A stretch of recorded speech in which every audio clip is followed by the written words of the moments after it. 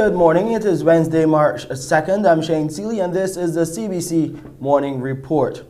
Now, residents in some of the most densely populated parishes here on the island are being put on notice today. Later this morning, some St. Michael, St. George, Christchurch, and St. Philip districts may experience low water pressure or even outages. This as the Barbados Water Authority conducts emergency repairs to replace a pump at a pumping station in St. George between 9 this morning and 2 in the afternoon. It means that a number of St. Michael communities will be affected, including Haggett Hall, Bell Gully and Bell Tenantry, Licorice Village, My Lord's Hill, Flint Hall, Welch's, Government Hill, The Pine, Pine Gardens and Pine Plantation Road, Upper Column Rock, 2 Mile Hill, Britain's Hill and surrounding areas.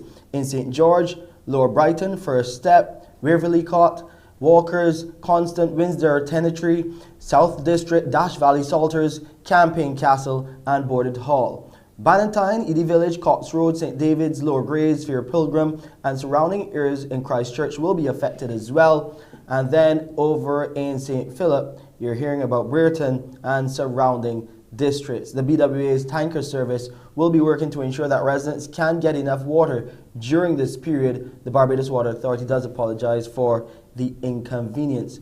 Now, in other news on the morning report, for the first time in 2 years, filmmakers will gather in person here on the island for the Barbados Independent Film Festival. Creatives and a select few will get the opportunity to see a special screening of a film this evening, which has a strong Barbadian connection linked to the First World War. Joining me live to give you a sneak preview of BIF 2022 and this special screening tonight is the executive producer of the event, DeCarla Applevit. DeCarla, it's always good to have you on the morning report. Good morning, Shane. Good morning, everyone. Thank you so much for having us. Yes, after a 2-year hiatus, the Barbados Independent Film Festival will be on once again. We are on March 2nd to 6th, primarily at the Wall Garden Theatre, and of course with our shorts on the beach on Sunday. We open tonight with a fantastic film by Anthony Sherwood, a Canadian, Black Canadian filmmaker, Honor Before Glory. Black Battalion in the Canadian Army for World War I. And what is fantastic about that story, Shane, is that 43 members of that battalion were in fact Barbadian. And not only is Anthony here to share this fantastic film with us, he is also here trying to find the descendants of that family, the roots of those men who were in that army. It's an absolutely fantastic year. Present the festival under the theme Rediscovering History. And Anthony again will be hosting a workshop on Sunday coming, along with the 2 other workshops we have available for filmmakers on Friday and Saturday. Actually, I would invite people to check out the entire film schedule on our website, barbadosindependentfilmfest.org. And there are a number of creatives, DeCarla, that will want to be there in person as BIF almost gets back to normal. Of course, COVID-19 protocols will be in effect. How will you manage this in-person situation coming out of, well, not really coming out of because we're still in the pandemic, but coming out of that spike in cases that we would have seen weeks ago as things kind of return to normal? Well, we do have reduced numbers at the museum. And what we have done, we have created somewhat of a hybrid festival. Last year for the 5th, we had an entire virtual festival. This year, we have limited tickets available, as well as you can view the films on or via our website, and in also a virtual format. So, I mean, you know, when you go on something, you find a fantastic schedule of films you do not want to miss. You can check to see if tickets are still available. Tickets, and they will be sent to you via email, or you can visit our website and view them online, barbadosfilmfest.org. Are you encouraged by the level of local films entered in BIF 2022, or has there been a decline because of the inability to get that production done during COVID? We do have a decline. We did have quite a a few films scheduled 2021.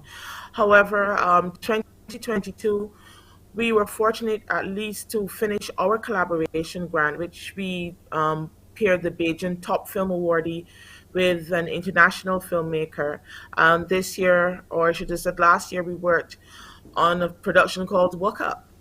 We always try to find some intrinsic Barbadian story, and that filmmaker was Shana also with the winning Barbadian 20, Erin Prescott. And Erin, she works in motion graphics, I would like to describe. So, Erin, please forgive me. She's an animator. So, this feature is a combination of animation and live people within it. And that's how we perhaps navigated ourselves within terms of our collaboration grant. And that will be featured again tonight. And that really brings up the whole topic 8 film, and one of our fantastic filmmakers, a friend of ours, Dan Mervish, will be here. We'll be premiering his film on Saturday night, 18 and a half, and Dan actually will be presenting the workshop on Saturday, which talks about how to have made a film during the pandemic, or I think with the recent turn of events, we've had such different things happen within 2 years within the pandemic. How did he navigate it, funding as throughout the period? And I think that's going to be a special feature as we try to get the film industry back up. We've had filmings going on. Persons do remember Outer Banks. However, in terms of our own production, yes, it was a bit stilted. Well, DeCarla, I'm wishing you all the best. I know there's a red carpet ceremony to start this evening. Remember, you can go to the Film Festival's website and get all of the information and find out how you can go to be a part of these in-person events. Of course, DeCarla, you'll be keeping us informed. It's always good to have you on the Morning Report. Thank you for having me. I'm looking forward to a fantastic week and everyone following the films. Thank you so much, Shane. Yeah, we appreciate your time, DeCarla. We'll take a break here and come back with COVID-19 updates and, of course, an update on the Russian invasion of Ukraine.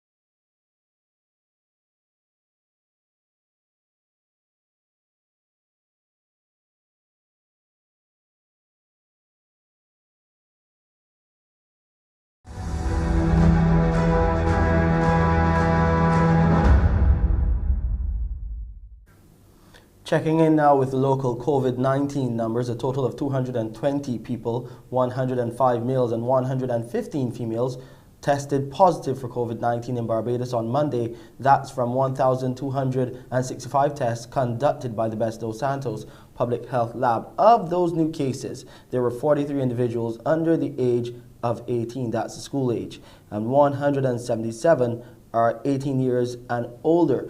There were 57 people in isolation facilities, while 1,588 people were in home isolation. As at February 28th, the virus had claimed 316 lives. The Public Health Lab has carried out 586,840 tests since February 2020 and recorded 55,385 COVID-19 cases. Under the National Vaccination Program for COVID-19, the total number of people with at least one dose is now 160,114. That's 70.1% of the eligible population. Meanwhile, the total number of people who are fully vaccinated stands at 149,448, 55.1% of the total population, or 65.1% 6.4% of the eligible population. That eligible population represents those who are 12 years and older here in Barbados. The World Bank has announced that Jamaica will need nearly $4 billion to recover from the learning loss caused by the COVID-19 pandemic. However, the government maintains it will implement plans to bridge the learning gap. We hear more in this CVM television report.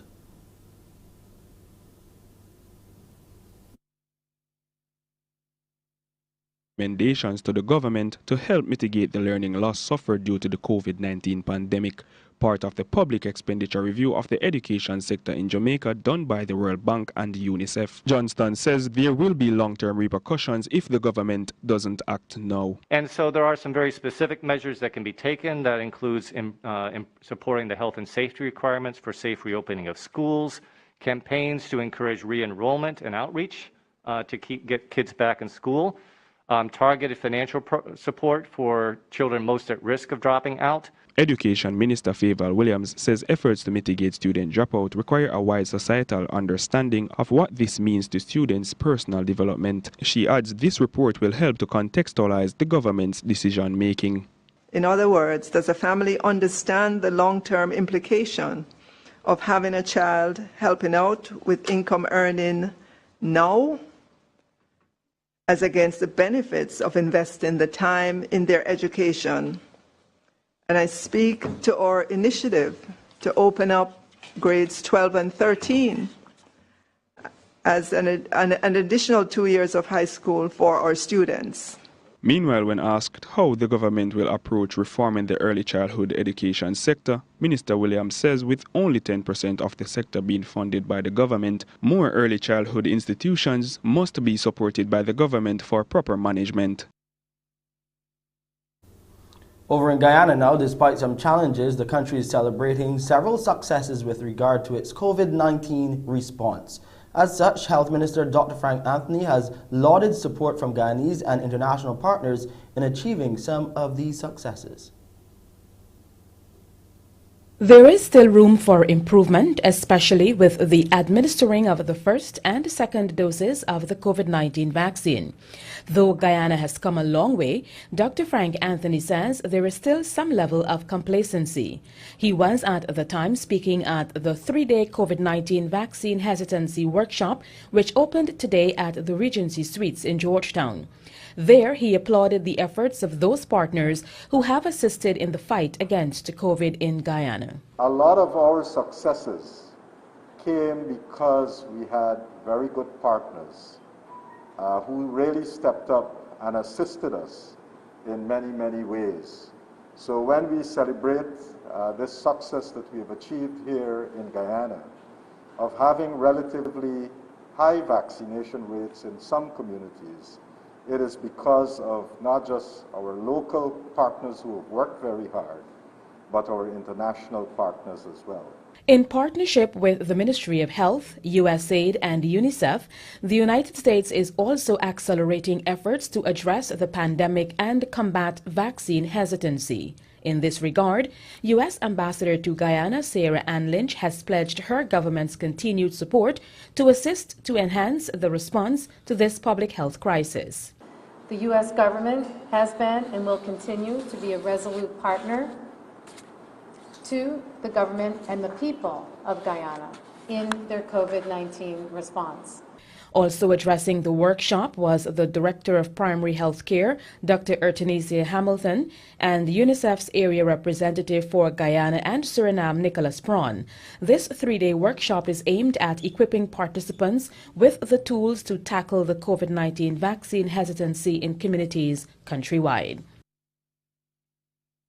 Let's put the spotlight now on Ukraine as tensions in Europe continue to rise following the Russian invasion of eastern Ukraine. Locals have taken humanitarian efforts into their own hands as one region's citizens have mobilized to volunteer in aid of refugees. I need 5 people quickly. Any volunteers? The man says. They form a line to unload donated food, water, bedding, clothes. It's taken into what for decades has been a centre for culture and arts and has now become a vital and potential life-saving aid distribution point. There's an incredible sense of purpose and energy in this centre. What these people are doing is they're taking in donations of food, clothing, bedding, medicine. They're boxing them up, boxing the materials up, and then they're going to be distributing them to many of the hundreds of thousands of people that have fled the fighting across this region. It's much better than sitting at home. We are as depressed as everyone in the country, but we come here to lift our spirits. We feel proud and unified here. Volunteers stick tape on the windows in an effort to stop shards of glass being blown into the building if shells land nearby. A piece of history is being offered as a place where people can hide. So it's been 20 years since this Soviet-built cinema was used, and now volunteers are offering it as a place where people can come and shelter from the shelling. If we heard some blows, explosions, we gave to people instructions to open mouths and to hold hands and put like this. There's a basement where people can also take shelter. Upstairs, the sorting, the packing, the distribution continues as this city prepares for the worst. Meanwhile, devastation lies in the wake of the Russian invasion, and as residents in Ukraine lose their lives and livelihoods, Ukrainians have begun to take the attack personally. Enough. Enough, she pleads in Russian. The Kremlin says its forces are only targeting military installations. But in war, there are no such clear lines. This is the result of Russian shelling on the region of Donetsk. Homes have been destroyed. It's freezing, and nothing makes sense. Why is nobody saving us? Why is it like our Kiev city district is cursed? Everything has been abandoned here. They were firing at us, but we didn't hear a single shot in that direction. Who is protecting us? Vladimir Putin's war has entered homes and turned lives upside down. This maternity ward has been moved to a bomb shelter in the city of Kharkiv that has come under heavy attack. For these new mothers, these are uncertain and terrifying times. Above ground, people have been documenting the damage on their mobile phones. West of the capital, Kyiv, what was once an ordinary part of daily life is no more. Life has come to a standstill in many parts of the country. Many here speak Russian, have ties to Russia, but this war has now become deeply personal. I don't want to speak Russian simply because Putin speaks Russian. I live here and my mother is Russian. And we used to speak in Russian all the time. We studied here. And after this, after Putin attacked us, I deliberately switched to Ukrainian. I will speak only Ukrainian, whatever it takes. This war is now almost into a full week, with most people here wondering, what is it all for? And as Russia advances to the capital city of Kyiv in Ukraine, that country has continued to mount significant defense of its territory. But as satellite images revealed, the Ukrainians will have a tough road ahead. Russian armored vehicles keep pouring into Ukraine, with one convoy stretching 60 kilometers. They are heading to Ukraine's capital, Kyiv. These people look on in fear as Russian troops make their way through the southern city of Kherson, also aiming for the capital. People across the country are pleading for the invasion to stop. We want to study. We don't want to be afraid. Stop the war. These students posted online, begging in several different languages for an end to the conflict. Millions of people have fled to the western city of Lviv, some to be reunited with their families and loved ones, while others can only wait and hope. Ukrainian forces are putting up a strong resistance. These Russian tankers were destroyed just northeast of the capital. And here, a Russian missile platform in northern Kyiv is blown up by a drone.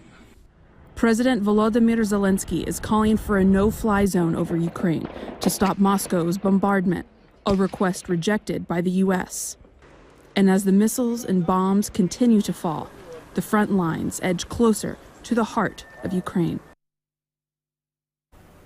And here on the Morning Report, we'll keep you updated on everything happening in Ukraine. Let's go now to Wendy to find out what's happening on this Wednesday edition of Mornin Barbados in a few minutes' time. Well, good morning to you, Shane. Good morning to our viewers. Coming up on Morning Barbados today, we will be telling you about telemedicine solutions. They're being offered by MedRegis as it partners with Doxy.me. It's a collaboration between Barbadian Dale Trotman and his U.S. partner, Varun Arora. We'll tell you all about that particular platform. We will also be dealing with Calm Air, as you like to say. It's something called the Pluming Wings event, and it's going to be the Combermere Alumni Association of the USA, along with the Combermere Old Scholars Association right here at home. They will be doing a fundraising event to help provide some funds for a sports and recreation center at Waterford later this month. It's going to be a combination of live and virtual performances by some of Barbados's best. And we'll also be showing you those little ones getting back to school once again. Remember, send your back to school pics and stay close to your phone lines because there'll be a giveaway. Pure oxygen water. So get close to the phone lines, Shane. Those and lots more up ahead. Yeah, that oxygen water is really, really, really good. Need to try it out. I will. Yeah. We'll take a break here and come back. We got more news coming your way right here on the Morning Report.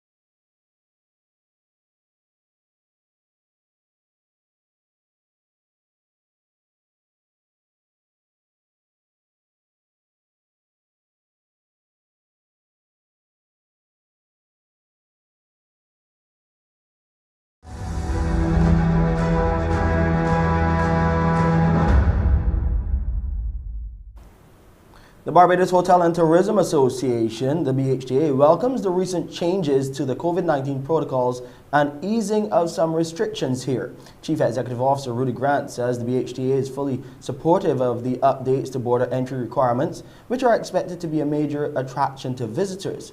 He says the adjustments bring Barbados in line with many of its regional competitors. According to Mr. Grant, the return of the Crop Over Festival will be a major boost in the coming months as well. The BHTA will also be collaborating with the Barbados Tourism Marketing Incorporated to roll out a summer program. Crop Over's return will also be another appealing factor for the summer. These types of events assist in boosting our arrivals, so we are confident that this will occur this year with the reintroduction of the Crop Over Festival. After 2 years of restrictions, curfews and lockdowns, many travelers are looking forward to participating in events and activities in a safe and secure environment as part of their holiday. The same applies for sporting events, which as a niche have also traditionally been appealing to some of our visitors. As CARICOM prepares to mark its 50th anniversary next year, the Chairman and Prime Minister of Belize, John Bricinho, has issued a challenge to leaders to rekindle the founding vision of the bloc. The challenge was issued during the opening of the 33rd intersessional meeting of the heads of government in Belize. Both as to the scale of its ambition of our integration and the speed with which we need to achieve its consolidation. Integration is the instrument by which we have committed to advance our development, and quite frankly, for small states, integration is really the only modality we have. I am well aware of the criticism in many quarters, and perhaps well-founded, about the state of our integration. For many, we are not moving fast enough or going deep enough. Meanwhile, the CARICOM Secretary General Dr. Carla Barnett says the time is right for the region to act on the proposals for the joint marketing of tourism product offerings. The Caribbean still remains a preferred destination, and within our member states there is a variety of attractions from the traditional to the niche markets to satisfy a broad spectrum of visitors. The pandemic has forced us to bring forward the future with respect to the widespread use of information and communication technologies. We can no longer delay implementation of the regional digital development strategy, including the roadmap towards a single ICT space. In sports, we look at cricket, and off-spinner Brian Charles was the pick of the bowlers, but the Cricket West Indies President 11 team were made to work hard on the opening day of their four-day match against England in Antigua. Batting first at the Coolidge Ground, England reached 251 for 4 at stumps. Dan Lawrence was not out on 46, and Johnny Bairstow unbeaten on 4. Charles finished with 3 for 88. Earlier, Alex Lees, Zach Crawley, and Jack captain Joe Root all made half-centuries and gave the visitors a flying start. Here are some highlights, compliments Cricket West Indies.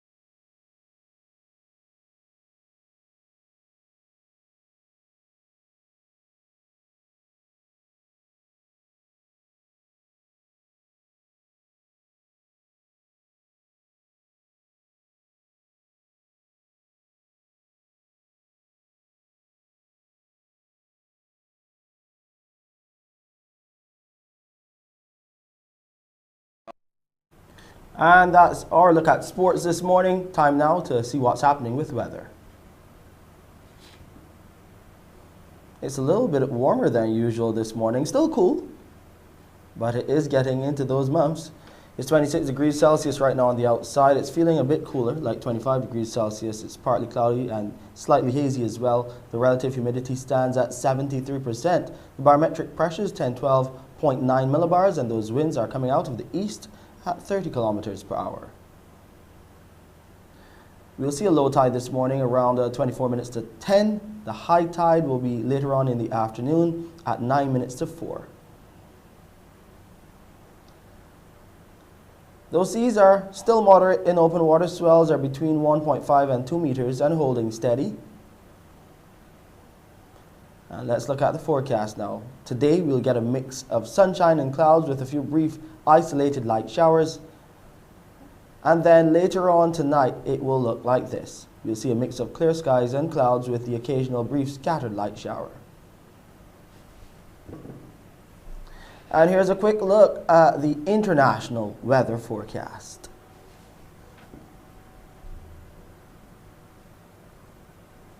And that's it for the Wednesday edition of the Morning Report. I'm Shane Seeley. I'll see you at 7 with your headline news. Up next, Wendy Burke with Morning Barbados. Wake up, wake up, wake up, wake up. Barbados, get up. Good morning.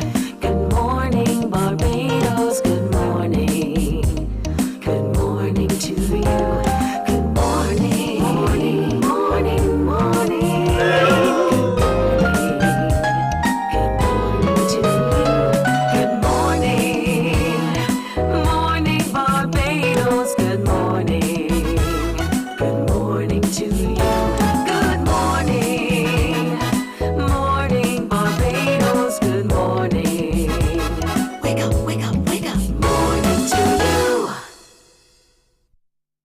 Hello and good morning to you. It's an excellent morning this morning, and we are going to be looking at telemedicine. To help us, we have Barbadian Dale Trotman, who's the Chief Executive Officer of MedRegis. Now, he's going to be moving into some new territory, and that's why he's partnered with Varun Arora, the Director of International Business, and Doxy.me. Both of them will be with us this morning to tell us all about this new and affordable local telehealth. He's a champion in the area. Good morning to you, Dale. Hi, good morning. How are you? I am well, and good morning to you, Varun. Good morning to you too, Wendy. Yes. Now, Dale, you would have founded MedRegis, and you would have entered into this strategic partnership with Varun Arora. And it's all about giving Barbadians the opportunity to have greater access to telemedicine. Not only us as patients, but also a number of clinics, doctors, etc., to be able to afford these services at a better rate. Tell us a bit about it and what this telemedicine platform is actually going to be offering. Well, thanks a lot again. When we think of telemedicine, telemedicine is allowing the doctor to have a virtual appointment with their patients. As we have seen with COVID, COVID has created a situation where physical appointments are not the best option in certain types of appointments because of obviously transmission of COVID and so on. So with telemedicine, it allows the doctor to create appointments that they don't need to physically see the patient via a digital platform such as Doxy.me. Okay. Now, in terms of Doxy.me, Ms. Varun, the whole idea is to be able to capture that information and have it there to be easily retrieved by our practitioners. Now, we all know there are concerns about how information is stored, especially when it's going via the internet. How does Doxy allow practitioners to keep patient information confidential and at the click of a button? That's a great question. Thank you.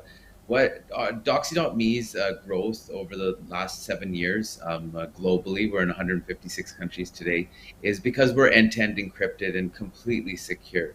So if you look at various jurisdictional privacy laws, we meet and comply with all of them. And all that information is completely private, and it's kept between the patient and the doctor. Doxy.me does not store any information whatsoever on its platform. And so that very private interaction remains always between the patient and their doctor provider.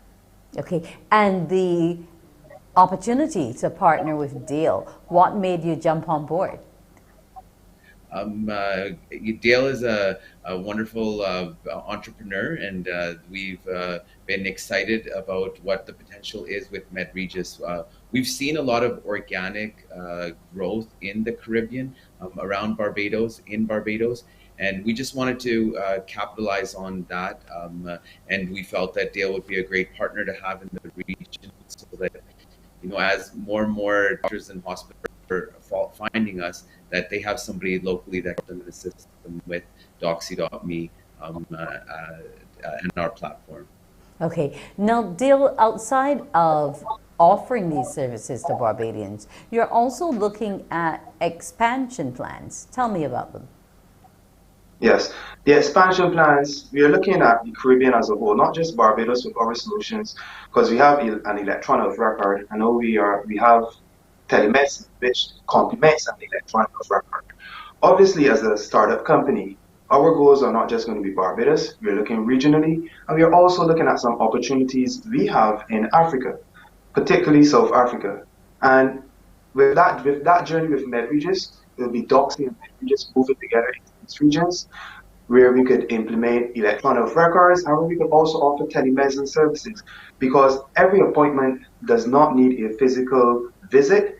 And in the 21st century, we need to streamline clinic appointments so we can make the clinic's workflow less cumbersome. Okay. Now, Varun, your wings have spread internationally, but you have a burgeoning interest here in the Caribbean in terms of being able to grow your platform in this space because of how you've seen things progressing. How lucrative is the Caribbean for you?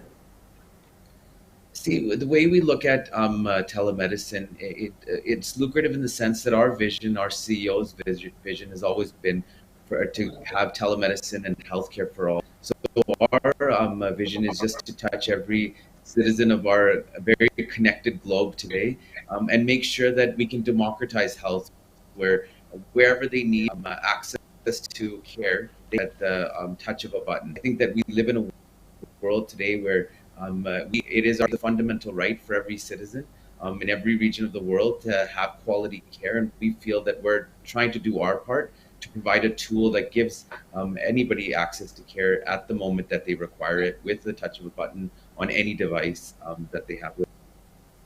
And also, too, you see it as a different direction that we're taking healthcare in altogether, a whole hybrid type system. If I can have both you and Dale weigh in on this and how it's going to help us going into the future. Absolutely. A hybrid system is what the future is. There are certain things that telemedicine has limitations at, that of course a personal visit in person to a doctor or hospital, it won't replace, but it does allow for triaging. It helps for follow-up care. It helps for diseases that don't necessarily require a physical visit. And that just helps us because, we are in island nations. There's the infrastructure limitations because of the distance to travel to get to a doctor. It just allows us to bridge that gap. And I'll let Dale thoughts in there as well.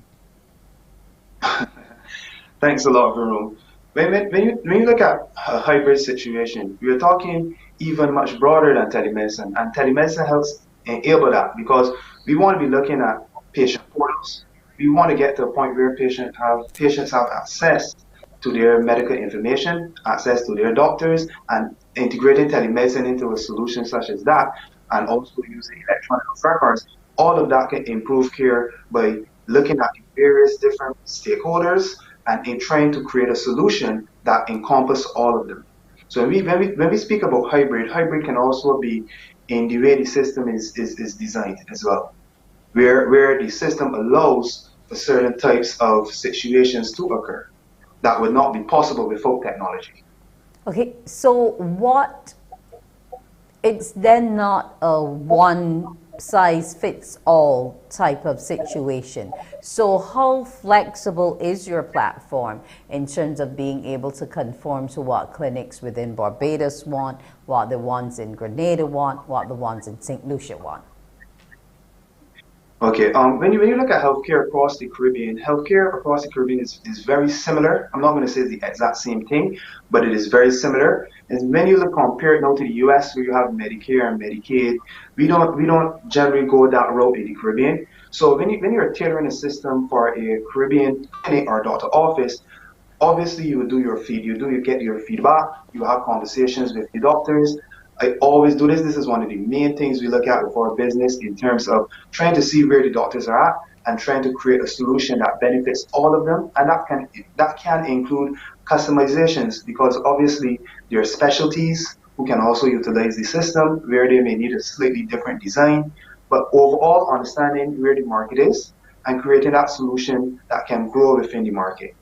Okay, how have you been marketing and targeting our various health professionals, whether it be, and is it only the private sector clinics you're looking at, or are you also looking at governmental healthcare institutions?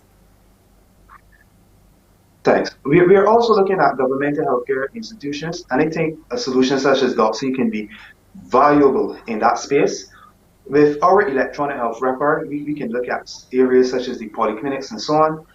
Our electronic health record is an outpatient electronic health record, which is vastly different from an inpatient electronic health record.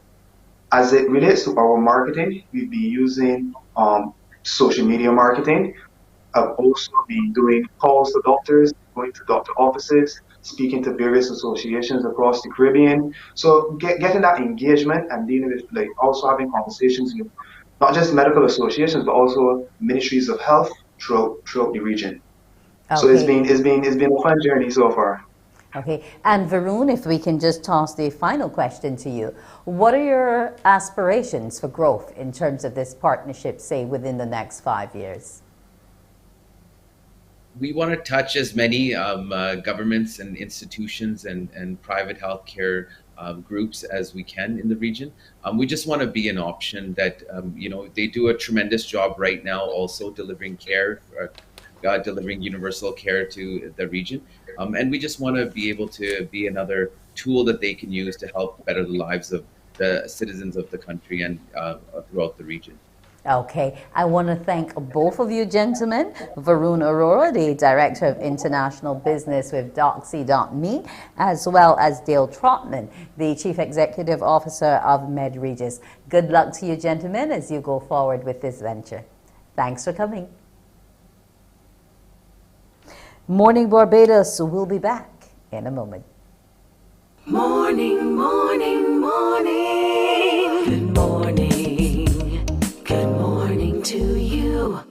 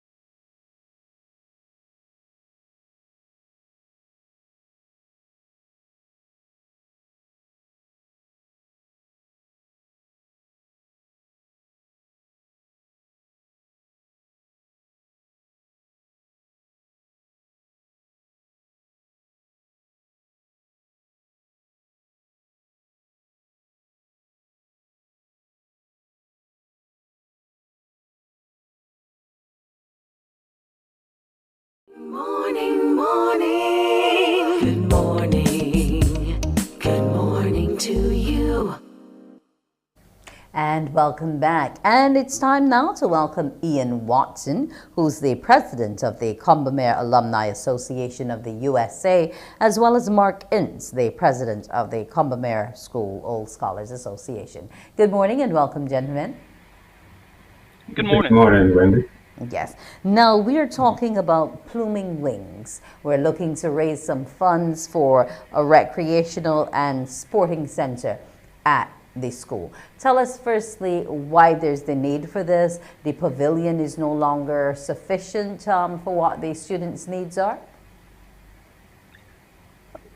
Mark, I'll let you start it off. Well, I'll start. I think everyone in Barbados is aware of the fact that government really doesn't have enough funds to support the school's infrastructure. And over the years, we the Old Scholars have been trying to assist Combermere in upgrading their facilities. We are now partnering with the alumni in the U.S. to do this for the sporting complex. Our pavilion is really dilapidated, and we took the decision that we needed to provide the school with a facility that they could not only use for cricket, but for all sporting activity at the school. So hence why we're embarking on this venture. Okay, and your participation, Mr. Watson, why has the U.S. branch decided to come on board? Well, since COVID came around, what we realized is that we conducted many joint efforts with the Barbados alumni, and so we decided it was a great opportunity to partner with the old scholars and try to assist them in renovating the pavilion. But as we got involved, it kind of evolved into a greater spectacle than just a simple pavilion. So now we're looking at a sports and recreational complex. So we think it will be a state of the art. But the drive behind it was that Combermere has such a rich legacy, a rich history in the field of sports, especially cricket, having had a lot of cricketers, students from the school represent Barbados and on to the West Indies. So we thought it would be fitting to provide a state-of-the-art facility where they can practice their craft, and students can also have an opportunity to visit a museum of a sort that would house all the history and all the artifacts that would go along with the rich legacy that we have. Okay, let's look now at the actual event, Ian. It's set to come off on the 26th of this month. Tell me a bit about it and how the live and virtual mix is going to work. Well, we, as you know, Combermerians are very talented. So we have the likes of Dr. Sean Jackson, Artura Tappan, Chantel Martin, and we've also, it is not solely a Combermere event, so we have the Mighty Gabby will be making a performance, Ziggy Walcott will be making a performance. So it's all encompassing, but so we're going to have this musical concert on March 26th, and grabbing some lyrics from our school song, Pluming Wings. We thought it would be appropriate to name it such because we're getting ready to embark on a greater flight. So Pluming Wings was fitting for the venture that we're embarking on. Okay, now Mark, we're still within the pandemic, and you have taken note of this, and there are certain provisions that patrons who want to attend have to conform with. Tell us about them. So the COVID regulations are really set by the central bank and the Frank Kalmar Hall. So everyone that's come in either has to be vaccinated or they have to have a PCR test within 24 hours. So they also need to bring their national ID. Some folks don't necessarily always have the card on their phone, and if you do have your national ID, they can also check the database to determine whether or not people are vaccinated. But even within the event itself, there will be COVID monitors to ensure that for the cocktail session and also the seating that people are appropriately spaced. So Frank Kalmar Hall is insisting that all of these protocols are being followed. And we are just assisting them in doing that. Okay, can you give me some idea as to what the recreational facility will look like? Now, I know with Combermere, it's usually all things Combermere. So I'm just wondering if your engineers and architects who've gone through the school have been the ones to help with the design plans and so on. Yes, we've had many Combermerians have really, band together and made this whole project, at least the start. We're on the road to success. The complex was designed by Wayne Worrell, a Combermerian, and we've had the input of many Combermerians who have played various sports for Combermere, and to the likes of Sir Wes Hall. He has been very, very supportive of the venture, supplied lots of input. So, but at the end of the day, it's not a sports complex serving Commonwealthians only. It will be a museum of sorts, as I said, because there will be a lot of history housed in the building, and it is something not just Commonwealthians can be proud of, but we think and we expect that every Barbadian will be proud of it. Anyone who has the opportunity to enter that building, play a cricket game or some activity on the grounds and have the use of that building, they would be I don't know, they'll be overwhelmed by what we are trying to put on the plate, what we will put on the plate. It will actually house event space, so people can just come and enjoy it, not just for sporting activities, but it will be available for some events also. Okay, now if I could turn my attention to Mark and the local input of things, because you're also going to be having the likes of the mighty Gabby and Ziggy Walcott and so on. How did you come up with the choice of talent that you want to put on display? What was the thinking behind the choices made for the entertainment? Well, I think the choices were both, as Ian said, not only Commonwealthian, but we reached out to the wider Barbados. There are a number of Barbadians that are keen to assist us in this venture. And as we said, this is really not a Commonwealthian thing. It's just that we are putting this on for a facility that will be on the Commonwealth grounds, and therefore I think other Barbadians are interested in assisting us in this venture, and we hope the public does as well. We want everyone to come out to this event. It is not a Commonwealth event; it's a Barbados event. It's a facility that will benefit Barbados and can be used by all Barbadians. There's somewhere where we can go to get any more information we need, because the tickets are only available through ticketlinks.com. But I understand that there's some information that if I want to address any issues, query, book any tickets, where can I find that? Yes, we have a couple of websites, info, Plume Wings, at commonwealthalumniusa.org, and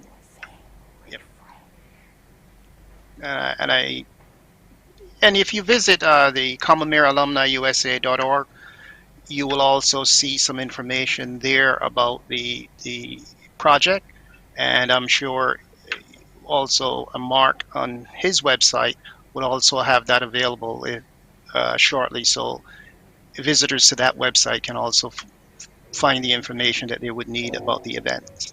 Okay, now earlier Mark had said there's going to be a cocktail session followed by the concert. What's the time frame going to be looking like? How long are the two elements going to run? So the cocktail session should start at approximately 6:30 in the evening, and we'll run to about approximately 7:30. The show is set to begin promptly at 8, and we expect it will last for approximately 2 hours. And we hope that everyone attending will have a grand time. Well, let's hope that they do, because we know how Combermere seeks to do it all the time. Now, the pavilion you were saying is not in the best state, Mark, and I know before when you had some other issues, your engineers, etc., got on board, but I guess it's beyond that point of redemption now? Well, it is for what we want to do, and therefore the decision was taken that rather than to knock down that space, we can repurpose the space of the old pavilion and create this new sporting complex. So we haven't we haven't gotten rid of it. But we are going to repurpose the old pavilion because it wouldn't make sense trying to create what you are showing here out of make that out of what we currently have. So that's what we're doing. We're kind of repurposing the old pavilion and we're building this new state-of-the-art sporting complex. So it is Which, going to be as Ian said, located. can be used for other things. Yeah. So Yeah, where go is it going to be located in proximity to the old pavilion? So it's going to be located kind of to the west of the cricket field. It's very close to the rifle range area, if you know where that is. So if you come from the rifle range right across the road onto the common mirror grounds, that is the location where we're looking to put this particular sporting complex. Any estimated costs that you can give me so far on what it will cost to construct? Currently, the estimated cost would probably be between 3 to 6 million Barbados dollars. Here, I guess everyone gets an opportunity to see what it will look like, and it inside of this building will be a state of the art in not just the equipment that's available, but the facilities available for the dressing rooms and media rooms and so on. So it will be something like no other structure that we currently have for any of the schools in Barbados.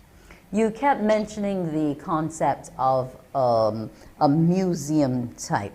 Mark, have you been reaching out to the locals, say all of your cricketers who would have played for the West Indies, etc., maybe to get pieces of memorabilia, sweaters, bats, signed pictures, etc.? Have you been reaching out to get things like that to fill the museum up? Well, we have, but not fully. We have a couple of gentlemen, especially one by the name of Basil Levine, who in my mind is probably a historian, and over the years have been collecting artifacts for a number of different sporting areas, cricket is being one of them. But I think, when we get closer to the point where we can house those artifacts properly, I think that's the point at which we will, in earnest, reach out to all of the various cricketers, etc. I'm sure you might want to add a little something to this as well. Yes, and it's quite interesting that you would mention memorabilia. We also have an upcoming auction where we will have 2 autographed bats, and more on that will come, but the bats will be autographed by, Sir Garfield Sobers and Sir Wesley Hall. So that will be coming up pretty soon. You will see that, and so we hope everyone gets out there and spend the dollars, bid high, so that we can raise enough funds and as much funds as we possibly can. Okay, my final question to you, Mark. Once the fundraiser is over on the 26th, what is the likely date that you're looking to break ground to begin construction? Well, we haven't done that yet. I think, there are a lot of permits and approvals that need to be had. As you know, there's planning commission and all these type of things that need to occur. So I don't think we have a particular date set, and I wouldn't want to pull one out of my hat. I don't know if Ian has anything that he would want to add. No, I really don't think we have a date.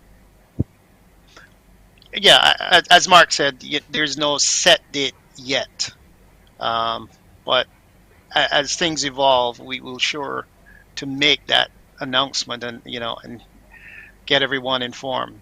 But before I go, I just wanted to mention again the website where you can get information on the Plumin Wings concert. It is info.plumin_wings at commonwealthAlumniUSA.org. Okay, I want to thank you so much, and here's hoping that your event gets off to full flight on the 26th at the Frank Collins Hall. Thank you for joining me, gentlemen, Ian Watson and Mark Ince. Do enjoy your morning. Thank you, Wendy. Thank you, Barbados. Stay tuned. Morning Barbados will be back. Morning, morning, morning. Good morning. Good morning to you.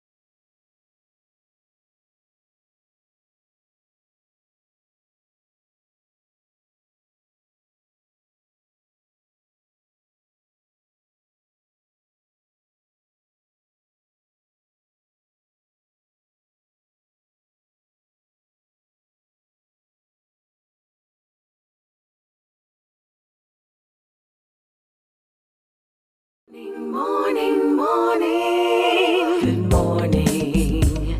Good morning to you. And welcome back to Morning Barbados. It's time now to go to our Shane Seeley for an update on news. Thank you, Wendy. Here's your headline news for this Wednesday, March the 2nd. In a couple hours' time, residents in some of the most densely populated parishes may begin to experience low water pressure or outages. Some St. Michael, St. George, Christchurch, and St. Philip districts will be affected as the Barbados Water Authority conducts emergency repairs, replacing a pump at a pumping station in St. George between 9 this morning and 2 in the afternoon. That means a number of St. Michael communities will be affected, including Haggett Hall, Bell Gully, and Bell Tenantry, Licorice Village, My Lord's Hill, Flint Hall, Welches, Government Hill, The Pine, Pine Gardens, and Pine Plantation Road, Upper Column Rock, 2 Mile Hill, Britain's Hill, and surrounding areas. Over in St. George, it will be Lower Brighton, First Step, Waverley Court, Walkers, Constant, Windsor Tenantry, South District, Dash Valley, Salters, Campaign Castle, and Boarded Hall. In Brenton and surrounding districts, those will be affected in St. Philip, and you just heard some of those St. George and Christchurch communities. You can check out if your community will be affected on Instagram at bwa.bb. The BWA's tanker service, meanwhile, will be working around the clock to ensure that residents can get enough water during this period. The BWA apologizes for the inconvenience. In other news this morning, we hear that a reduction in the number of local films this year is not holding back the Barbados film industry from getting back to the big screen. The Barbados Independent Film Festival 2022 edition is back at the Wall Garden Theatre with in-person screenings starting this evening. Executive producer DeCarlo Applewhite admits that local film production has been hampered over the past 2 years by the COVID-19 pandemic. 2022, we were fortunate at least to finish our collaboration grant, which we paired the Beijing Top Film Awardee with an international filmmaker. This year, or I should have said last year, we worked on a production called Woke Up. And one of our fantastic filmmakers, a friend of ours, Dan Mervish, will be here. We'll be premiering his film on Saturday night, 18 and a half. And Dan actually will be presenting the workshop on Saturday, which talks about how to have made a film during the pandemic. Or, I think with the recent turn of events, we've had such different things happen within 2 years within the pandemic. How did he navigate it, funding as throughout the period? And I think that's going to be a special feature as we try to get the film industry back up. Though the 5-day event will have screenings in person again this year after a 2-year break, BIF 2022 will also be done in a hybrid format. Last year for the 5th, we had an entire virtual festival. This year, we have limited tickets available, as well as you can view the films on or via our website, and in also a virtual format. So, I mean, when you go on something, you find a fantastic schedule of films you do not want to miss. You can check to see if tickets are still available, tickets, and they will be sent to you via email, or you can visit our website and view them online, barbadosfilmfest.org. The COVID-19 numbers now. A total of 220 people, 105 males and 115 females were diagnosed as COVID-19 positive in Barbados on Monday from the 1,265 tests carried out. Now, we are also hearing that of those new cases, 43 individuals are school age, under the age of 18, and 177 of those individuals are 18 years and older. There were 57 people in isolation facilities, while 1,588 people were in home isolation. As at the end of February, the virus had claimed 316 lives. The Barbados Hotel and Tourism Association, the BHTA, welcomes the recent changes to the COVID-19 protocols and easing of some restrictions. The Chief Executive Officer, Rudy Grant, says the BHTA is fully supportive of the updates to border entry requirements, which are expected to be a major boost and an attraction for visitors. He says the adjustments bring Barbados in line with many of its regional competitors. He went on to say that the return of the Crop Over Festival will also be a major boost in the coming months, and the BHTA will be looking at collaborating with the Barbados Tourism Marketing Incorporated to roll out a summer program. Cropover's return will also be another appealing factor for the summer. These types of events assist in boosting our arrivals, so we are confident that this will occur this year with the reintroduction of the Cropover Festival. After 2 years of restrictions, curfews and lockdowns, many travelers are looking forward to participating in events and activities in a safe and secure environment as part of their holiday. The same applies for sporting events, which as a niche have also traditionally been appealing to some of our visitors. And in news from the latest CARICOM meeting in Belize, Barbados' Prime Minister Mia Motley has announced that Guyana is to join the Regional Security System, RSS. Prime Minister Motley provided the update in a post on her Facebook and on the Ministry of Foreign Affairs and Foreign Trade pages, noting member countries have agreed to sign a protocol to the treaty that established the RSS for the accession of Guyana. The RSS was created to counter threats to the stability of the region and for the defense and security of the Caribbean. The Barbadian leader says the head's acceptance of Guyana in the RSS is another example of regional cooperation and integration in action. Prime Minister Motley and Guyana's President Dr. Mohamed Irfan Ali are currently in Belize for that 2-day 33rd Intersessional Meeting of Heads of Government of CARICOM that opened yesterday. And that's your headline news. I'm Shane Seeley. I'll see you at 12 with CBC Newsday. It's back to you, Wendy. Thank you so much, Shane. We look forward to that news at 12. Morning Barbados will be back in a bit, so it's time to hear what our good decision of the day will be. Morning, morning, morning. Good morning. Good morning to you.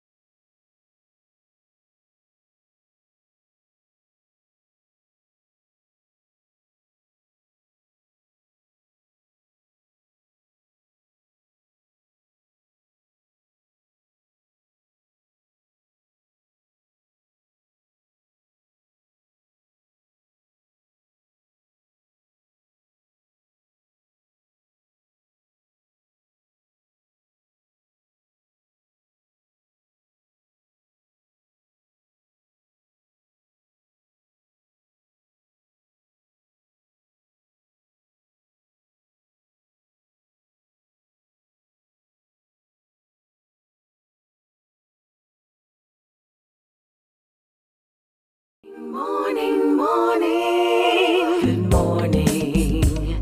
Good morning to you. And welcome back. As you know, we are in March, but it's also the start of the Lenten season. Today marks Ash Wednesday, so I'm not sure if you'll be going out and getting your cross of ashes upon your forehead, but it is Ash Wednesday, so we'll mark it with some solemnity. But we are talking about our good decision of today, and it's how to be happy. What's our decision today?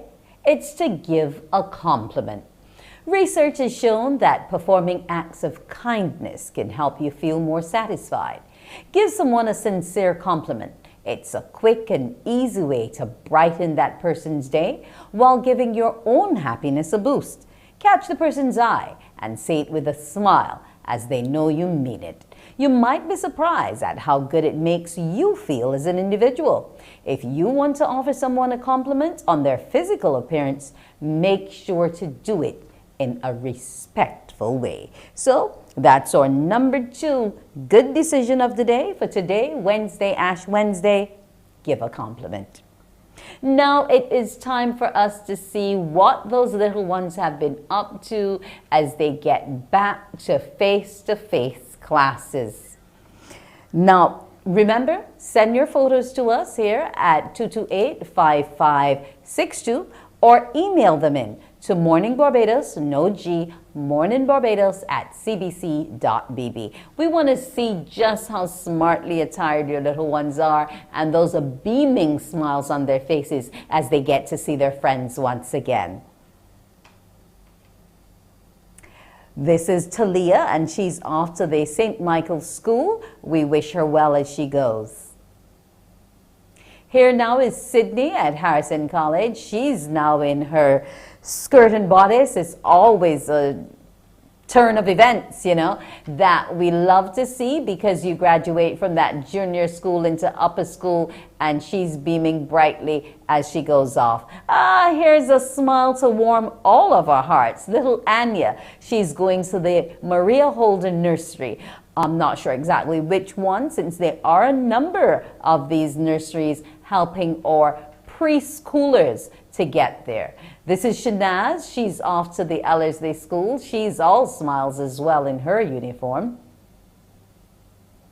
And this is Chrismar. He's off to the Christchurch Foundation School. He is ready with his sanitizer and his mask, ready for that face-to-face return. Jaden is off to Courage and Parry in the north. Rural will be happy to hear that. He's off to CP. Good luck to you as you make your journey to the north. Serena, she's off to the St. Lucie Primary School. She's giving us that sign. We know what that means, and she's happy to be on her way once again to see her friends. Ariana, mask on, mask off. She's ready for whatever comes, whether it's uniform day or games day. She's ready at Wills Primary. So, we want to wish all these little ones an excellent day today, Ash Wednesday. We'll be back in a bit. Morning, morning, morning. Good morning. Good morning to you.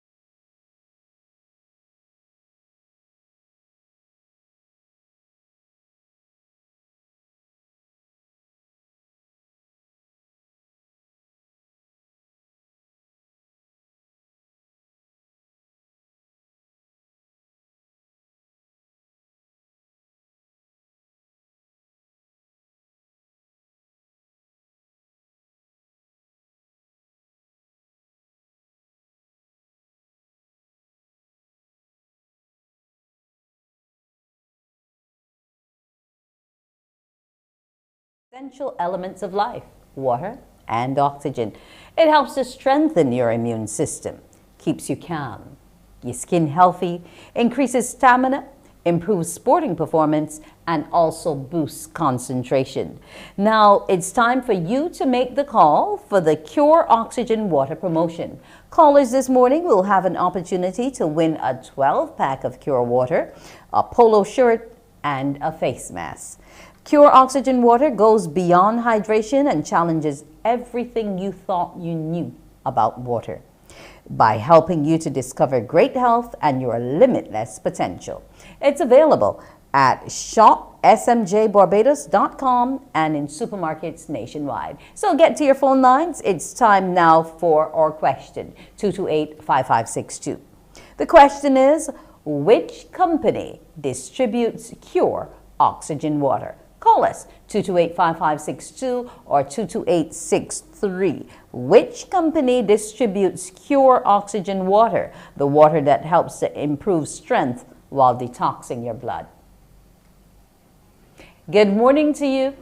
Good morning. Peace be unto you and yours. The company SMJ Barbados. SMJ Barbados. And you're sure about that now? Yes, ma'am. Do you know where SMJ Barbados is? Is that in Wildy? It's not in Wildy, but you're correct about the company. You are correct about the company's name, Cure Oxygen. So you win this morning a 12-pack of Cure Water, a polo shirt, and a face mask. Stay on the line and give your information to our producer so that they can let you know where to come and collect your prize. And remember that Cure will also help to alleviate any tension, headaches which you're having, as well as remedy those irregular sleep patterns. Why? Because the bubbles in Cure are 7 times smaller than your blood cells. Cure. It really will be curing you. Thanks for joining us and good luck to you when we come again next week with another Cure Oxygen Water question. Cure Oxygen is way more than just water.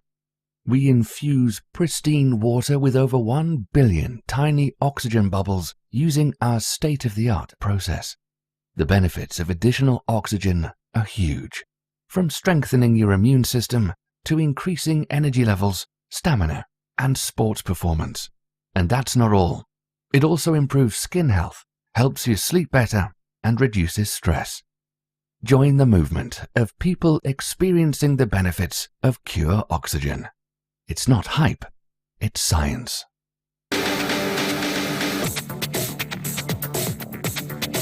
Cure Oxygen. It's not hype, it's science.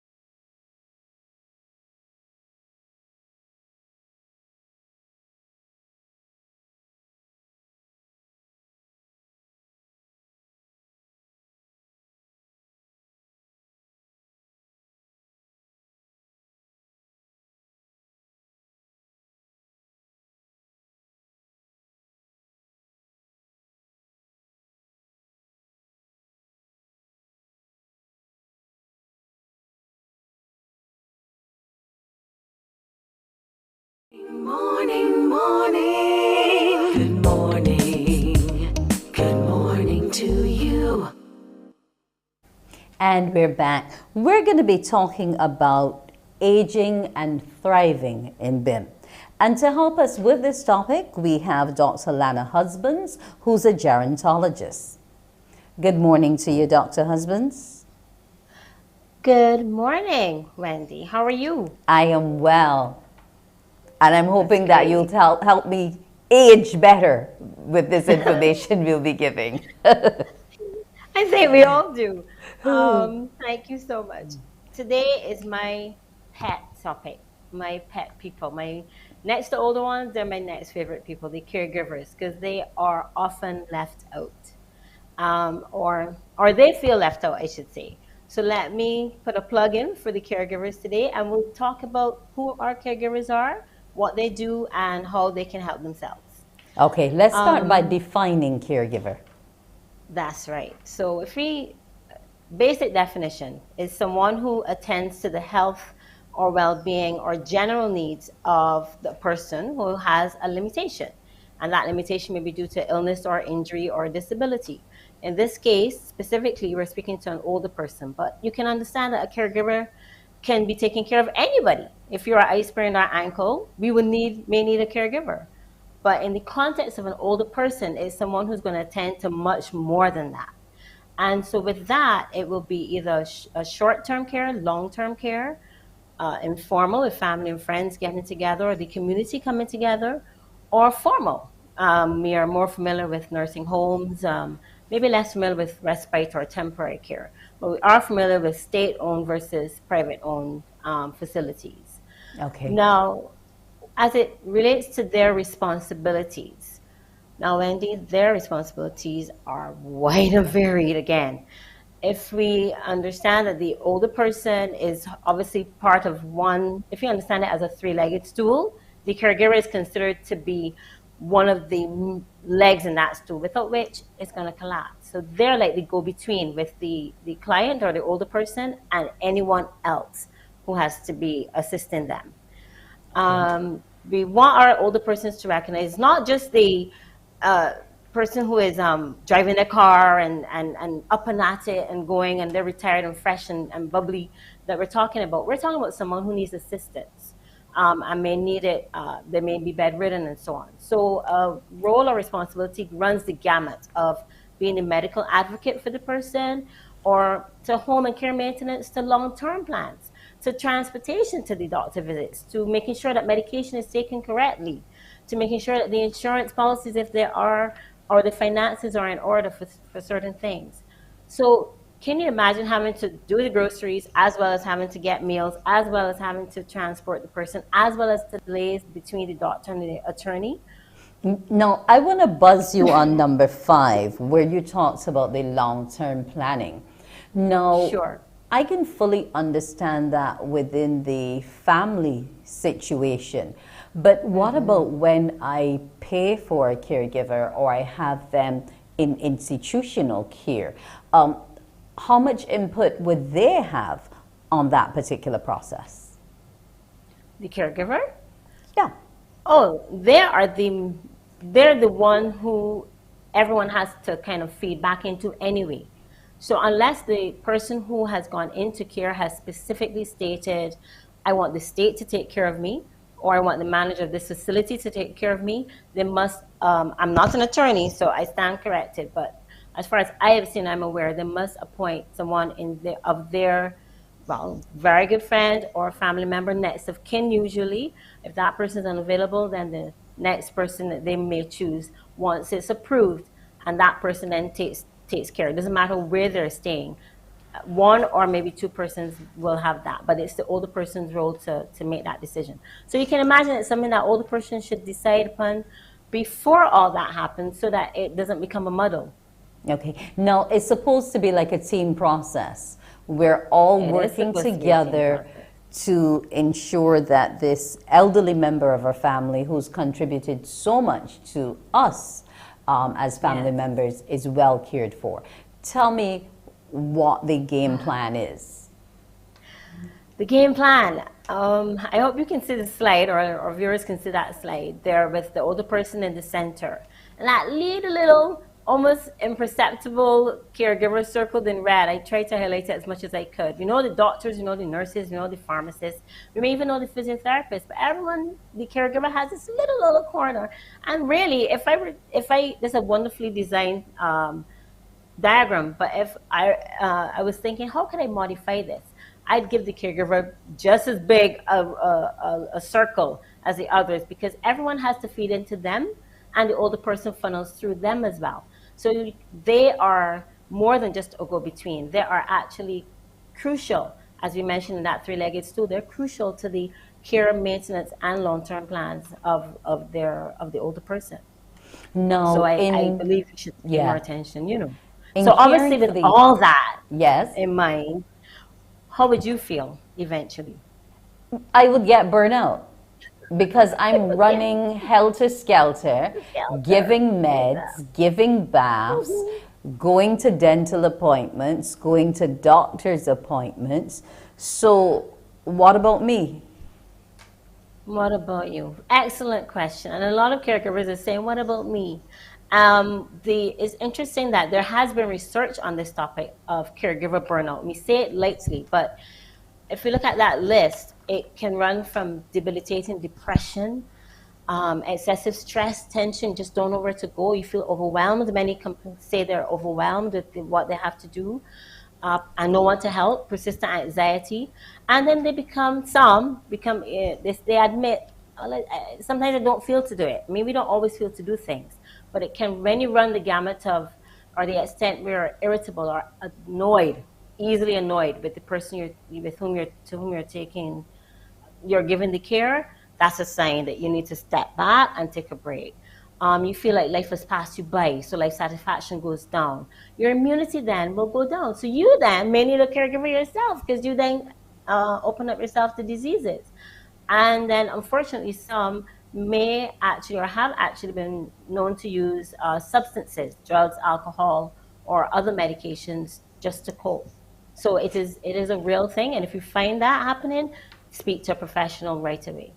But I think that in and of itself puts the elderly person at some risk, because you have to be monitoring their medication, and then for you to either be taking sleeping tablets or having some wine in between, know, yes. Where are we going to be? Where are we going to be? We have very tired or burnt out caregivers. And so the physician and family and friends, please don't assume that because the caregiver is doing a great job that they don't need any assistance. Caregivers, you need to, as we say, put your oxygen mask on first. So self-care is crucial. You can't take care of anyone until you take care of yourself. So to prevent burnout or to reduce the risk of you becoming burnt out, get enough rest. Learn your own stress relieving or relaxation techniques. Exercise regularly. We hear this in our own general health. Set your own personal goals so that you don't feel like life has passed you by and all you're doing now for the rest of your life is taking care of someone who's also living the rest of their life out. And something that many of us fail to do is again, ask for help. So it doesn't have to be a psychiatrist or a psychologist. Just tell a neighbor, tell a friend, tell a family member. You may feel unheard, but sometimes persons say, well, you didn't tell me. How would I know? So voice your concerns. Tell the others, well, I'm feeling tired today. I need a day off. And arrange for that day off. If no one is right there to help you, there are respite cares here in Barbados where you can take the person for a weekend. And just say, well, I just need a break. Yes, it's paid for, but it will help you in the long run if it's just you, as you may say, to be able to do fulfill your responsibility in a better way. Where can I go to get some additional support as a caregiver if there are any questions or queries I have about how I'm performing my role, or if I feel overburdened? Is there a support mechanism for me, the caregiver? Well, not officially, no. Not as yet, Wendy. That's another reason why they're my pet people. So what I would love to have or see is more, as we say, support groups for caregivers. Right now, the Ministry of People Empowerment and Elder Affairs, they're a good resource they're a good place to call if you feel really overwhelmed and you may have a question or two. But in terms of group support, almost every article I've read or every video I've watched or every comment I've heard, they've all mentioned lack of support, lack of a group support. So that's something that I think would be needed, definitely is needed sooner rather than later for our caregivers. If we hear their comments, you recognize that they feel as though they need to know that they're not alone in this. And you are not alone in this, but we do need to make it a little more formal for them. I want to thank you so much, Dr. Husbands. And in case I have any other questions or any of our viewers have, we recognize that you're on Instagram. So we can find you there, Age and Thrive with _ Dr. Lana. So I'm sure you can look forward to answering those questions. It's not easy caring for the elderly. We know some of them can get stubborn, a little aggressive, but we can't put them at fault. So I want to thank you for joining us this morning. Thank you so much and have a great day. You know, we take care of them as they took care of us. Yes, they will. Thank you so much. Thank you. Bye.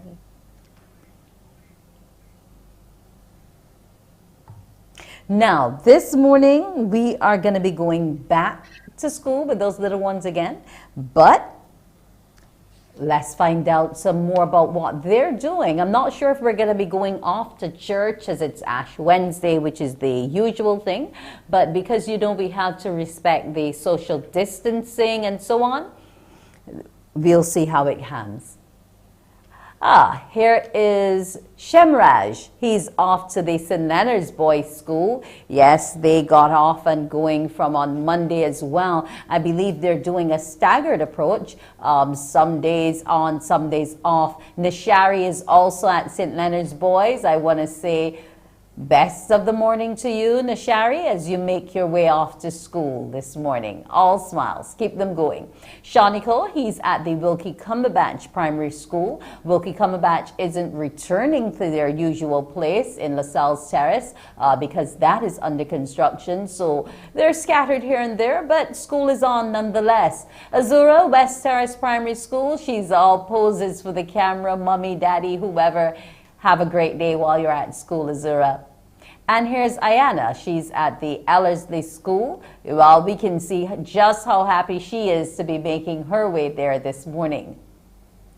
Tyreek, he's at the Christchurch Foundation School. And as you know, well, I can't tell you if he's in lower school or upper school because all of the foundation boys wear long pants to school these days. Here's Kazari. He's off to Graydon Seeley Secondary. He's all masked up. And remember, ensure that your children have their masks with them and mask changes. Shariah, she's off to the Elliott Belgrave Primary School. For those of you who don't know where that is, that's Boscobel, in Boscobel, St. Peter, now named after Elliott Belgrave.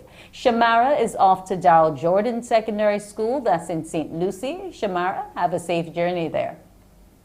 And Darren, he's off to the Dighton Griffith Secondary. He's standing at attention, and I'm sure he'll be attentive to classes as well as he goes into school this morning. Cherish, she's off to the Springer Memorial School. And cherish is the last thing we will be cherishing now, as we wish all of our little ones a safe journey to school. Remember your mask, remember your sanitizer, remember to social distance, but most importantly, remember to enjoy your time at school. Morning Barbados, we'll take a break and we'll be back. Morning, morning, morning. Good morning. Good morning to you.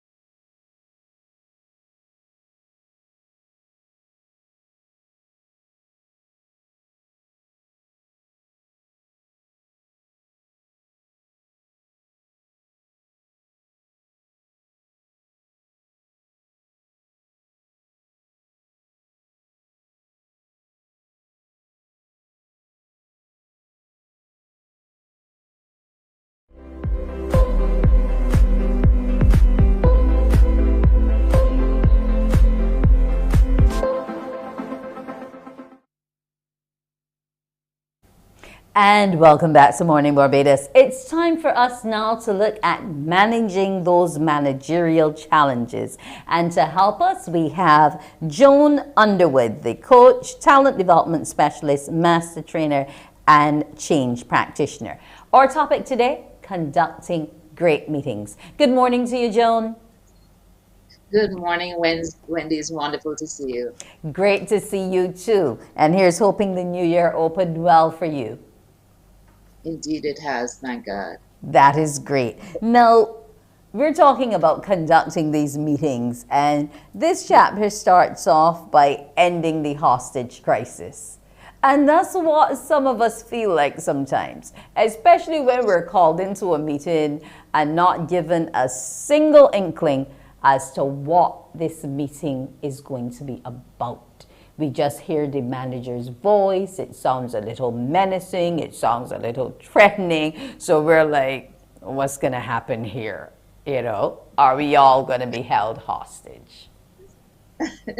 Well, apart from the menacing part, you have touched on my biggest pet peeve. It drives me nuts when people invite you to a meeting and all they tell you is where it is. I mean, how do you prepare for that? So, you know, it really, you end up having to go, especially if the meeting was convened by your manager or someone in a position of authority over you. You don't necessarily have the option of saying, you know, I'm out. So you show up, you don't have any idea how long you're going to be there, you don't know why you're there, you don't know what's expected of you. And the irony of it is that they hold you hostage, but it doesn't work to their benefit either in terms of maximizing productivity, effectiveness, efficiency. Yet the bad practice persists. So in this particular chapter, I talk about what we need to do to transform the hostage crises that pass for meetings in organization to great meetings. And there's certain things you need to do before the meeting, during the meeting, and after the meeting for it to constitute a great meeting. Okay, now what do I need to do before, other than give the agenda? Well, first of all, you need to decide if you need a meeting, because some of the things we convene as meetings, they really don't need a meeting. So, for example, if you simply need to disseminate information, is a meeting the best way to do that? Or could you issue a report, an email, a memo, or some other way? Because if the communication is only going to go in one direction, why do you need to herd all the people together just to hear you say something, right? So first up, determine what your purpose is. And then having determined your purpose, ask yourself, is a meeting the most appropriate way to accomplish this purpose? So that's first up, purpose and ensuring it's fit for purpose. Once you've done that, you then need to decide, okay, based on what it is I want to accomplish, based on this purpose, who are the persons who need to be involved? Because that's another hostage dilemma there, where you find yourself in a meeting and as it's going along, the question mark over your head is, why on earth am I here? This has absolutely nothing to do with me. So deciding, before the meeting, deciding who are the people who need to be in the room, whether it's a physical room or a virtual room. Who are the people who need to be present? Who are the people that have the information I need? Who are the people who need to be informed of what's going on? Who are the people who need to be part of the process? I want you to stick a pin there a minute for me, Joan, because in talking about deciding whether it needs to be virtual or in person, sometimes we spend a little too long online with these meetings and we keep going around in circles. How can that process be better managed? Okay, that comes down to who's facilitating the meeting. And when it comes to facilitation, it doesn't mean just showing up on time and ensuring that the technology is working, the agenda is up, whatever. Facilitation, I like to say that facilitators need to apply the 5 P's motto.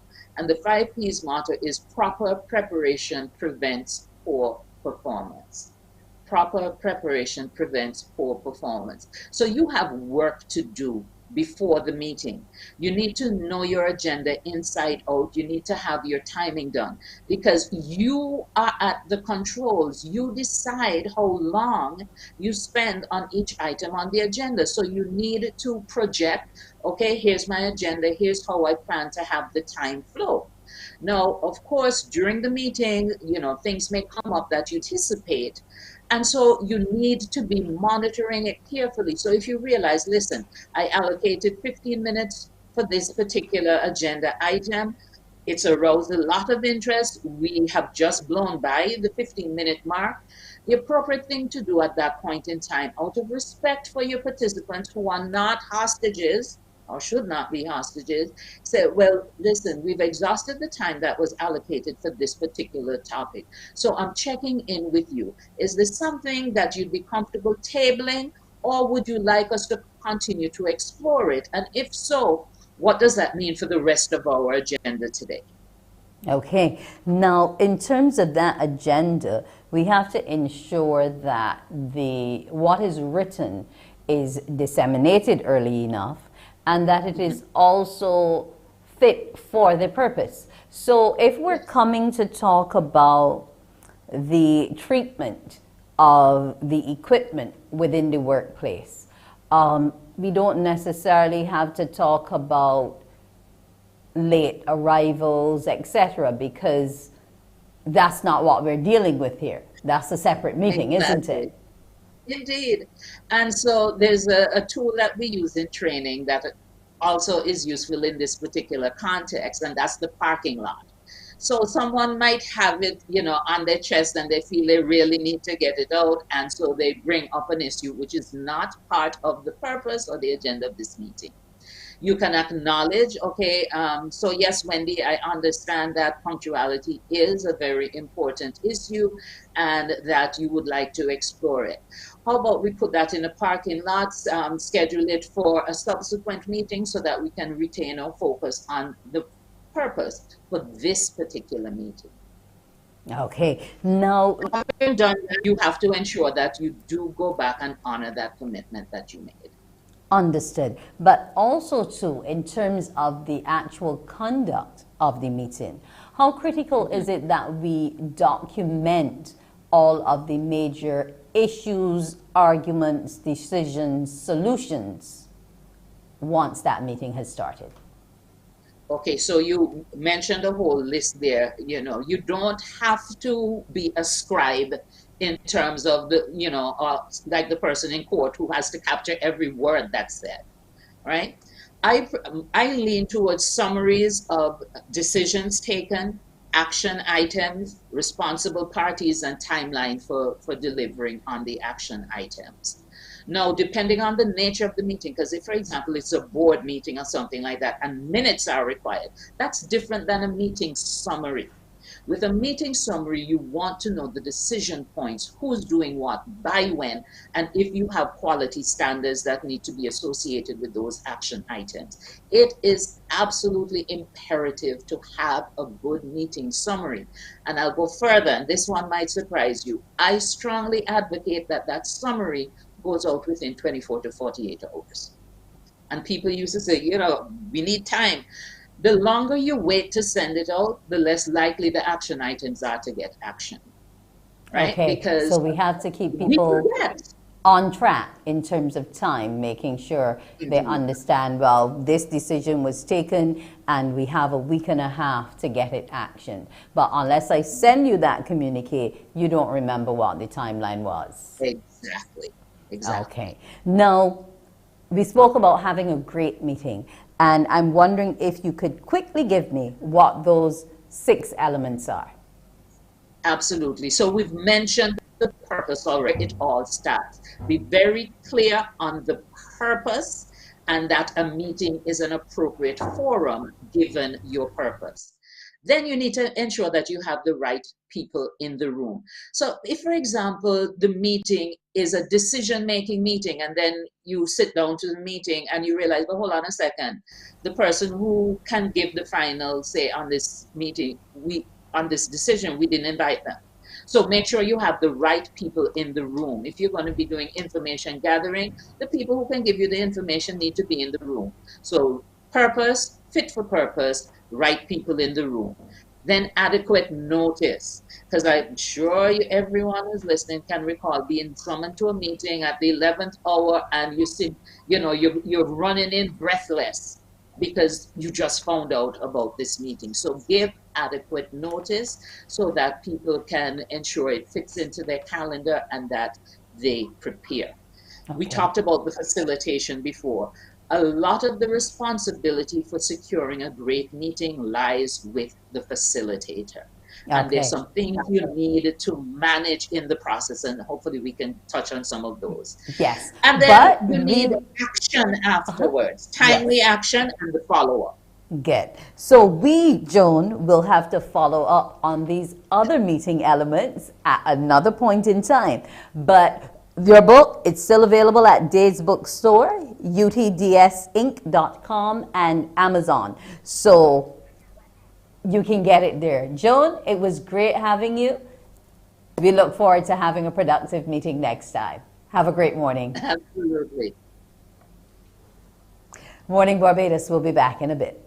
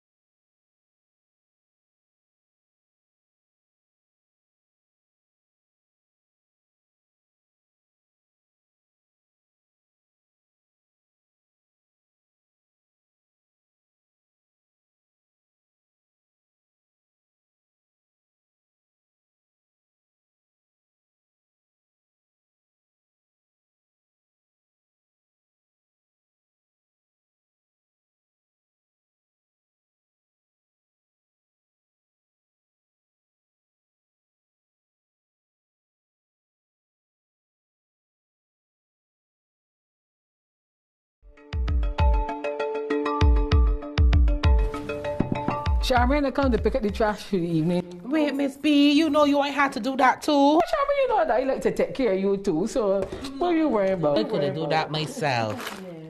My one thing about you is make sure I eat on time, and I ain't here working too hard. And you see, Miss B, that everybody in the office acknowledging the COVID-19 protocols that you talked to me about. That is true. I seen it, and I thank you very much. Girl, Charmaine, I just make sure I take care of myself. I just eat properly, exercise, get my ample amount of rest. I just follow the protocols, and of course, I get my 2 vaccines to protect myself and my family. So I feel real good. Wait, Miss B, you get your 2 vaccines? Of course. Let me talk to you about something before you go on, though, Miss B. You got a minute? Sherman, you know I always got a minute for you too. What happened, darling? But now you say that you fully vaccinated. I got a confession to make. You know I ain't get my vaccine yet. Sure, I don't know how you get it, do, Miss B. I hearing all kinds of things on social media that the vaccine got in a microchip and a magnet, and people know where your age and they can follow you about. I so confused, I don't know what to do. I mean, a lot of people like you are confused with all the information about there, right? And I was just as confused as you two. But what I decided I can do is that I am going to only listen to reputable sources for my information. So I just listen to my doctor, I just listen to the local medical team here, the World Health Organization, Pan American Health Organization, and the Caribbean Public Health Agency for my information about COVID and the vaccine.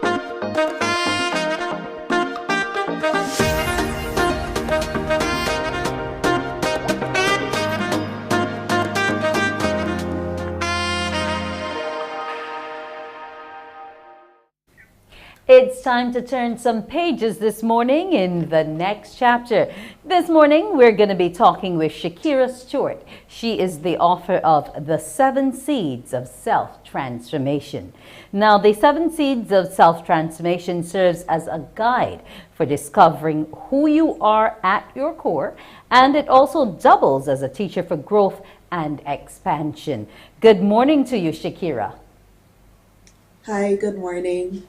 Yes. Now, you have written this book, which is encouraging us to strip ourselves naked, literally and metaphorically, so that we can discover some honesty, some strength, and what our areas of vulnerability are. What would have prompted you to write this kind of work? I would say that it was heavily based on my own personal experiences.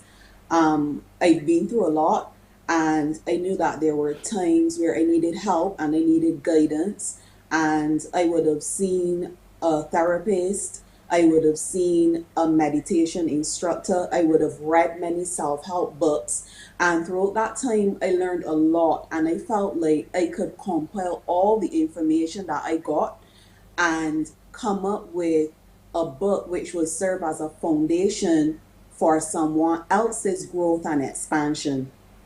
Okay, now the book also, apart from dealing with the introspection, also speaks to healing. And you are the founder of something called Black Tea and Honey. Tell me about that.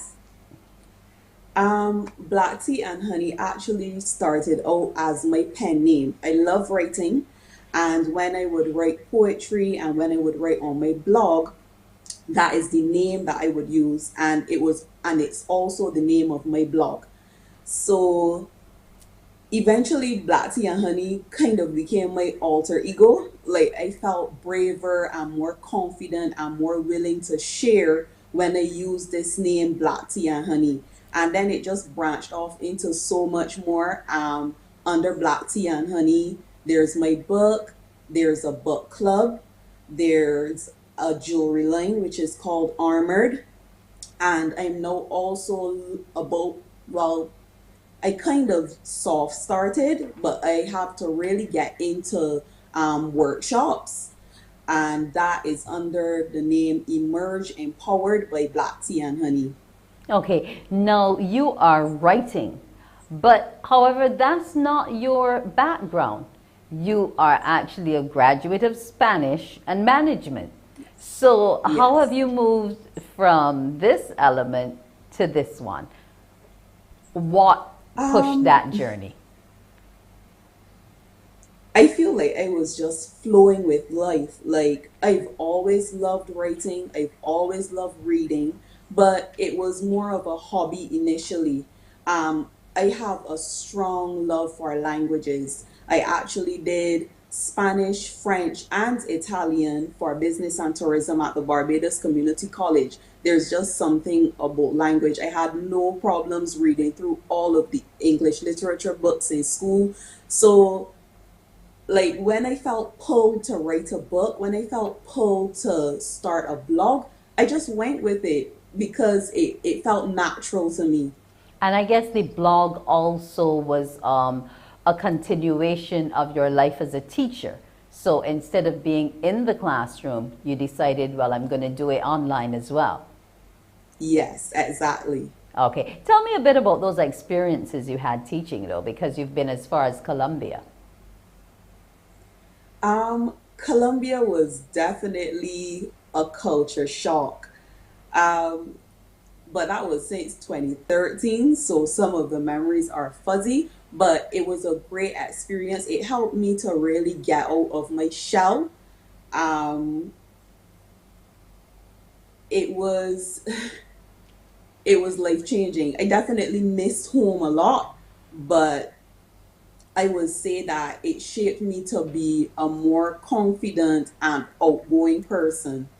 Okay, now in your writing, there's some things that you push. There's the issue of love, grace, healing, and self-confidence and faith that you're looking to teach. Do you find that having been in the classroom, that these were a lot of things that were missing from students, that they didn't have the ability to express or show? Well, when I taught at St. Gabriel's School, I felt like they had an excellent curriculum and the teachers went the extra mile. The teachers were very caring and loving. I saw certain qualities in them that really shaped the students there. And I could compare it to other children that I've seen that had lacked that background.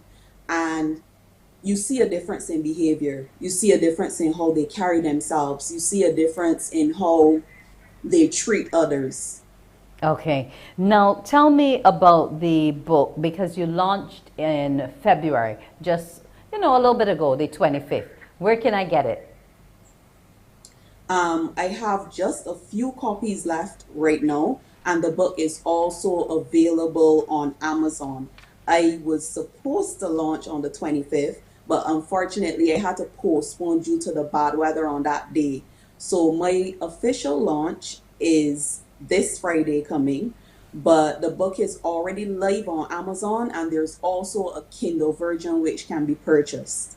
Okay, I want to thank you so much for that. Here's hoping that your launch on Friday will come off well, no inclement weather.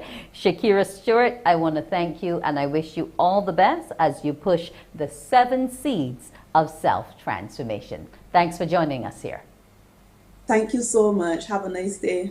You as well. Well, that brings us to the end of this morning's Morning Barbados. Remember, it's Ash Wednesday. We've started the Lenten season. I don't know what you want to give up or what you want to do, but also remember to give a compliment today. Morning Barbados, it's been fun having you. I'm Wendy Burke. Wake up, wake up, wake up, wake up. Barbados, get up. Good morning, Barbados, good morning.